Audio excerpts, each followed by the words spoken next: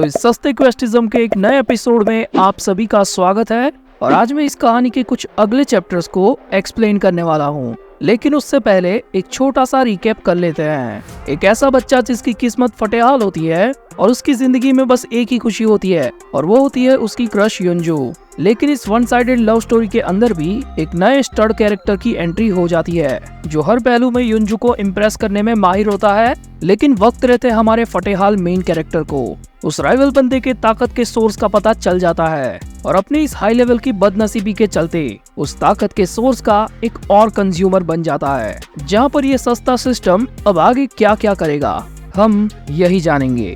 तो चैप्टर की शुरुआत में हम देखते हैं कि सिस्टम एक्स मैसेज के जरिए डोंगटे को सारी चीजें समझा रहा होता है और वो कहता है अगर तू क्वेस्ट कंप्लीट करेगा तो तेरे को उस बदले में डाइस मिलेंगे और तेरे को सारे क्वेस्ट की इन्फॉर्मेशन अपोनिज मैसेज करके देगा। और जब जब तू वो क्वेस्ट कंप्लीट करेगा तो वहाँ पर तेरे को एक डाइस मिलेगा जो स्टार्टिंग में ब्लू कलर का होगा और उसको रोल करने के बाद वो रेडिश कलर का हो जाएगा और उसी वक्त उस पर जो नंबर आएगा वो अपन के सिस्टम में लॉक हो जाएगा। और इस प्रोसेस को भाई लोगों की भाषा में एक्टिवेशन बोलते हैं। और ये प्रोसेस होने के बाद वो ओनरिज डाइस को यूज कर पाएगा, दूसरा कोई नहीं।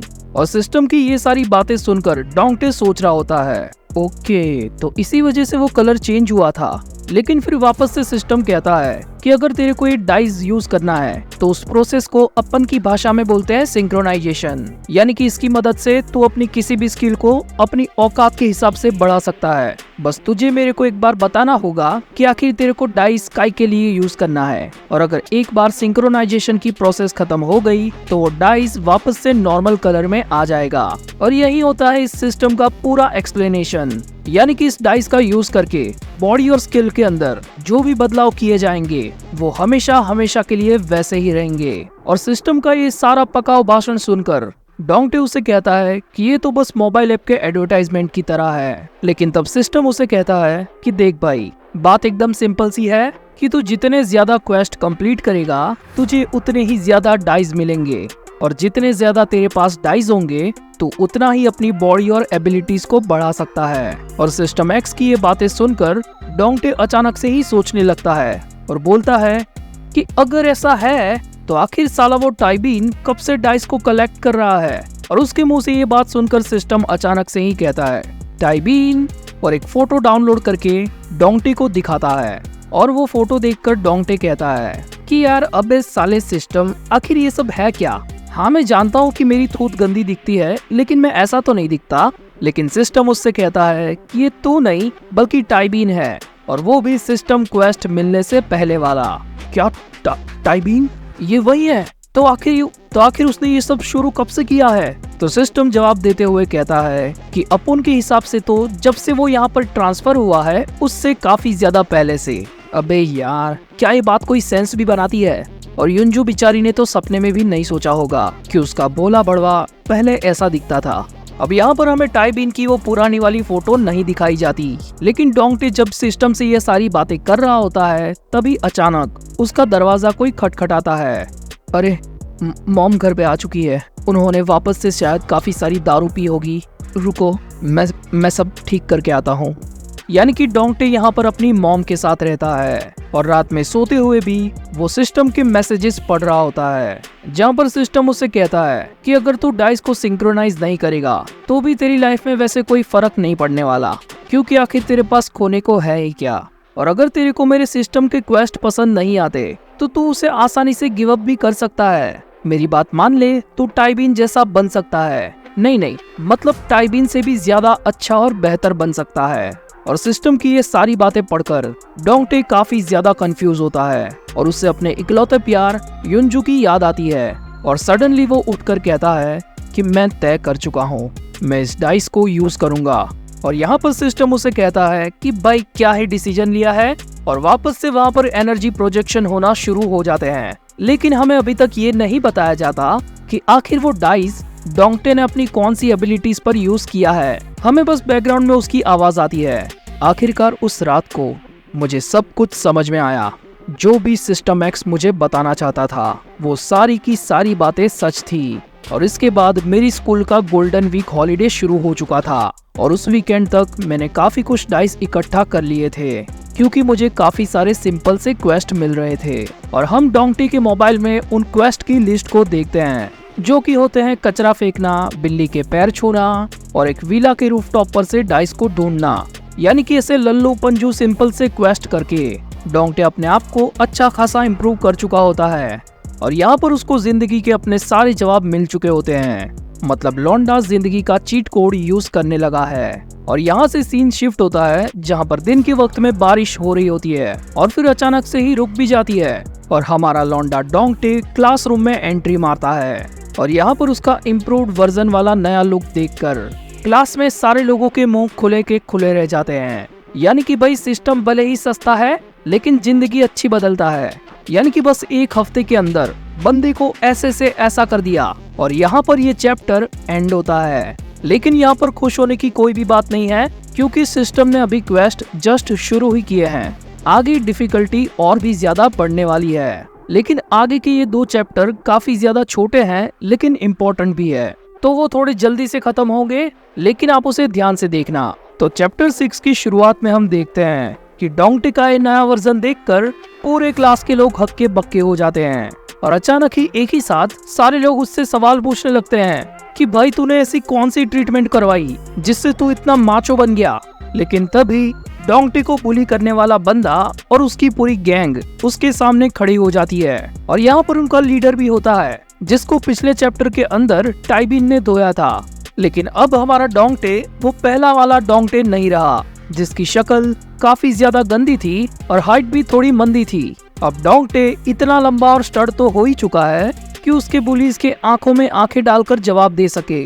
और यहाँ पर डोंगटे यही करने का डिसीजन लेता है। लेकिन तभी डोंगटे अपने बुली का ऑरा और आंखें देखकर थोड़ा सा घबरा जाता है और उसे याद आता है कि भाई जितने भी डाइस मेरे को मिले थे वो तो मैंने अपने बॉडी फीचर्स के ऊपर ही यूज कर दिए, जिससे मेरी हाइट और स्किन अच्छी खासी हो गई है। लेकिन तब भी मेरी ये बॉडी इतनी भी ताकतवर नहीं है कि मैं इन सब का सामना कर सकूं। यानी कि डोंगटे यहाँ पर खुद को शिकार और इस बंदे को शिकारी समझ रहा होता है। और डोंगटे यहाँ पर कहता है, अरे सर, मुझे पता है, मुझे कोला लेने जाना है आपके लिए, मैं लेकर आता हूँ। और हम देखते हैं कि डोंगटे को स्कूल के कैंपस में भी लोग देखकर चौंक रहे होते हैं। आखिर साला ये कल तक का चूहा आखिर अचानक से जिराफ कैसे बन गया। और यहाँ पर डोंगटे काफी जल्दी कोला लेकर आ चुका होता है और उससे उस बंदे को दे भी रहा होता है और कहता है कि लो भाई, कोला तो नहीं मिला लेकिन जो मिला वो मैं पकड़ के लाया है। और इस क्लास के सारे स्टूडेंट्स ये सारी चीजें देखकर उस बुली वाले बंदे को कोस रहे होते हैं कि साला आखिर ये कितना घटिया इंसान है कि खुद कुछ खरीद के ला भी नहीं सकता। और ये सब देखकर वो बंदा गुस्से में डोंगटे का कॉलर खींचता है और उसे कहता है, अबे साले, इसे यहीं छोड़ दे और आज के बाद ना कोई भी काम करने की जरूरत नहीं है तेरे को। बहुत लोग हैं इस क्लास में, उनमें से कोई भी कर देगा मेरा काम। अबे ओए पढ़ाकू कीड़े, आखिर तेरा नाम क्या है? तू ब्योंगचुल है ना? हाँ, तो अब से तू ही मेरा सारा काम करेगा, ठीक है? और डोंगटे, अब से साले मेरे को तेरी कोई जरूरत नहीं है, भाग जाए यहाँ से। और क्लास के सारे स्टूडेंट्स ये सारी चीजें देखकर ये सोचते हैं कि डोंगटे के इस बदले हुए अंदाज को देखकर सचमुच में उसके बुलीज की भी फट चुकी है। यानी कि धीरे धीरे अब डोंगटे भी फेमस होने लगा है। और यहाँ पर सारे लोग उसे एक साथ में अलग अलग सवाल पूछते हैं कि आखिर तेरी हाइट इतनी लंबी कैसे हुई? आखिर तो अपनी स्किन का ध्यान कैसे रखता है? भाई तेरा नाक तो काफी सुंदर है, और आखिर तेरे बाल इतने लंबे और घने कैसे हो गए? और ये सब देखकर डोंगटे भी काफी ज्यादा खुश होता है। लेकिन दूसरी तरफ हम उदास ब्योंगचुल को देखते हैं, जो ये सोच रहा होता है कि पता नहीं क्यों यार, मुझे बुरा क्यों लग रहा है और ये लोग कितने बड़े दोगले हैं कि तुरंत ही पलट जाते हैं। साला कल तक कोई इसको पूछता तक नहीं था और अब सभी लोग उसे अटेंशन दे रहे हैं। और तभी हम देखते हैं कि इतने कम टाइम के अंदर डोंगटे की पॉपुलैरिटी इतनी ज्यादा बढ़ गई होती है कि उसके क्लास की लड़कियां तक उसका पर्सनल नंबर मांगने लगती है। और सभी का ऐसा रिएक्शन देखकर डोंगटे काफी ज्यादा खुश होता है और ये सोच रहा होता है कि आखिर युनजू मुझे ऐसे देखेगी तो उसका रिएक्शन आखिर कैसा होगा। मैं तो बस उसी के रिएक्शन के लिए इतना ज्यादा एक्साइटेड हूँ। और तभी उस क्लासरूम में युनजू आ भी जाती है और डोंगटे देखता है कि युनजू के साथ यहाँ पर टाइबिन भी आया होता है। और ये देखकर वो सोचता है कि आखिर ये दोनों हमेशा साथ में ही क्यों होते हैं। लेकिन तभी युनजू डोंगटे के पास आकर कहती है, वाओ डोंगटे, व्हाट अ सरप्राइज। आखिर तुम्हारे साथ ये क्या हुआ है? तुम तो काफी ज्यादा अच्छे और लंबे हो गए हो। मेरा मतलब है कि तुम दिखने में भी काफी ज्यादा अच्छे लग रहे हो। पहले तो तुम्हारी हाइट सिर्फ मेरे जितनी ही थी, लेकिन अब तो तुम मुझसे भी लंबे हो चुके हो। आखिर तुमने वीकेंड के दौरान ऐसा तो क्या किया कि तुम ऐसे हो गए? जिस पर डोंगटी कहता है कि अरे नहीं, मैं तो बस वो हर दिन बस मंदिर जाता था। और ये बोलते हुए डोंगटे अपने मन में कहता है, अबे यार मैं क्या ही भौंक रहा हूँ। लेकिन तभी युंजू डोंगटे का हाथ पकड़ती है और बोलती है, कॉन्ग्रेचुलेशंस डोंगटे, तुम काफी ज्यादा इम्प्रूव हो चुके हो। अरे युंजू का हाथ कितना ज्यादा कोमल है। तुम्हारा शुक्रिया युंजू, मुझे कॉन्ग्रेचुलेट करने के लिए। लेकिन तभी युंजू के पीछे से टाइबीन आकर उसको पकड़ लेता है। अरे टाइबीन, तुम ये क्या कर रहे हो? ये सब देख रहे हैं। डोंगटे, कॉन्ग्रेचुलेशंस लौंडे, लेकिन अब बधाइयाँ लेने की बारी हमारी है, क्योंकि हम ये डिक्लेयर करते हैं कि हम दोनों पिछले कुछ टाइम से डेटिंग कर रहे हैं। तो यार थोड़ी बधाइयाँ तो हमारी भी बनती है। और यहाँ पर ये वाला चैप्टर एंड होता है। और चैप्टर नंबर 7 की शुरुआत में हम देखते हैं कि डोंगटे की शक्ल सदमे से भर चुकी होती है और वो कहता है कि तुम और युंजू क्या? लेकिन क्लास की पब्लिक टाइबीन की ये बातें सुनकर उन्हें कॉन्ग्रेचुलेट कर रही होती है। और एक लौंडा कहता है, अरे भाई यहीं पर शुरू मत हो जाना अब तुम लोग। लेकिन दूसरी तरफ डोंगटे को ऐसा लग रहा होता है कि किसी ने उसके दिल में छुरा घोंप दिया हो। और हाँ, यहाँ पर मुझे पता है कि मेरी ऑडियंस में से काफी सारे लोग इस स्टेज से गुजर चुके होंगे, और अगर नहीं गुजरे तो भाई तैयारी कर लो, एक ना एक दिन तो गुजरोगे। और अगर तुम्हारी जिंदगी में ऐसी नौबत नहीं आती तो भाई तुम्हारे लिए भी एक कॉन्ग्रेचुलेशंस, क्योंकि तुम अच्छी जिंदगी जी रहे हो। लेकिन अब हम आगे बढ़ते हैं, जहाँ पर सीन शिफ्ट हो चुका होता है और यहाँ पर डोंगटे स्कूल के ग्राउंड में खड़ा होता है और अपने हाथ को देखकर सोच रहा होता है कि यार अभी कुछ देर पहले ही युंजू ने मेरा ये हाथ पकड़ा था, और मैंने जो सपना युंजू के लिए देखा था वो तो यार शुरू होते ही खत्म हो गया।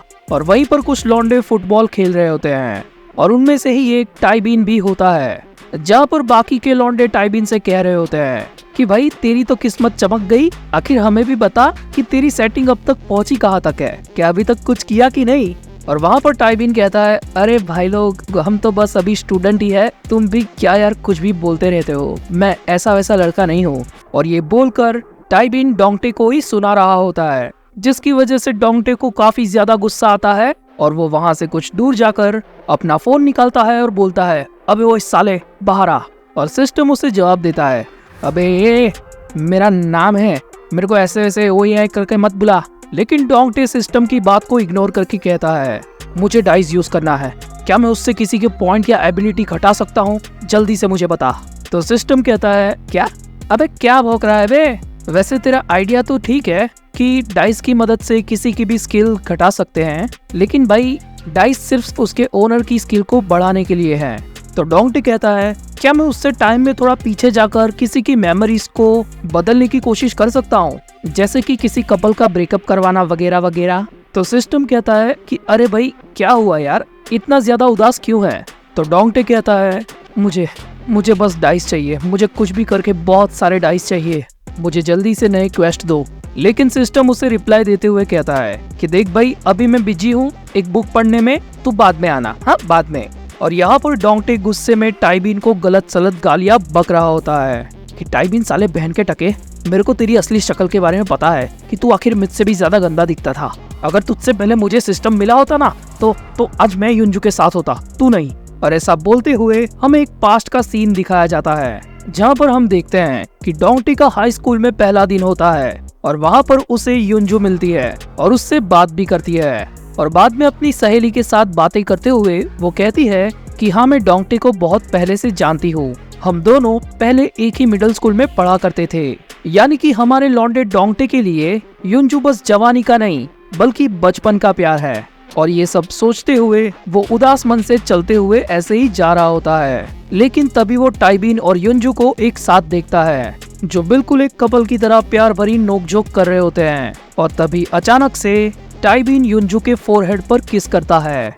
और ये देखकर डोंगटे के साथ साथ हम लोगों में से भी काफी सारे लोगों को नुकसान वाली फीलिंग आ रही होती है। लेकिन भाई डोंगटे का दिल इसी एक दिन में दूसरी बार टूट चुका होता है और वो वापस से भागना शुरू कर देता है। और मेरे को ये चीज समझ में नहीं आती यार कि आखिर हमारा मेन कैरेक्टर अपनी किसी भी प्रॉब्लम को फेस क्यों नहीं करता। साला जब देखो तब भगता ही रहता है। और यहाँ पर हम देखते हैं कि टाइबिन को इन सारी चीजों के बारे में पता होता है कि डोंगटे उन दोनों को देख रहा था।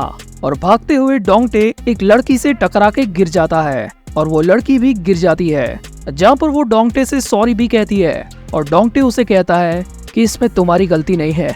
और ऐसा कहकर वो वहाँ से चला जाता है और स्कूल के एक सुनसान कोने पर जाकर वो ऐसे ही आसमान में उम्मीद से देखता है कि अब आखिरकार आगे वो क्या करेगा। लेकिन तभी उसके पीछे से एक लड़की आती है और उसे कहती है, आखिर तुम यहाँ क्या कर रहे हो? अरे मैं तो बस यहाँ पर ऐसे ही ताज़ी हवा खाने आया था। वेल, मैं भी अक्सर यहाँ पर इसीलिए आती हूँ। और हम देखते हैं भाई वो लड़की हवा खाने नहीं बल्कि हवा फूंकने आती है। और तभी डोंगटे के फोन की नोटिफिकेशन अचानक से बजने लगती है। और डोंगटे के साथ साथ हम भी देखते हैं कि सिस्टम उसे कह रहा है कि हाँ मैं एक बुक पढ़ रहा था, लेकिन फिर मुझे ख्याल आया कि तुमने मुझसे क्वेस्ट मांगे थे, तो अपुन ने तेरे लिए काफी सारे क्वेस्ट प्रिपेयर किए हैं, तो क्या तू उसको पूरा करना चाहता है? और फिर डोंगटे के सामने क्वेस्ट रिवील होते हैं, जिसे देखकर डोंगटे थोड़ा खुश भी होता है लेकिन शॉक में भी होता है। और उसकी ये वजह हमें क्वेस्ट देखकर पता चलती है, जिसमें से पहला क्वेस्ट होता है कि उसे इस सिगरेट वाली लड़की की तारीफ करनी है कि आखिर वो कितनी प्रिटी और खूबसूरत है, जिसके उसको 5 डाइस मिलेंगे। दूसरा क्वेस्ट होता है कि अगर इससे इम्प्रेस होकर वो लड़की उसे डेट के लिए पूछे तो इसे हाँ करनी है, जिसके बदले डोंगटे को 7 डाइस मिलेंगे। और तीसरा क्वेस्ट होता है कि इसे उस लड़की की दूध की दुकान को टच करना है, जिसके उसको 9 डाइस मिलेंगे। और डोंगटे ये देखकर मन में कहता है, अबे भैंस की आंख, मैं तो इसको जानता तक नहीं हूँ, पर अब मैं क्या करूँगा? आखिर ये बहन का टका सिस्टम मुझसे क्या करवाना चाहता है?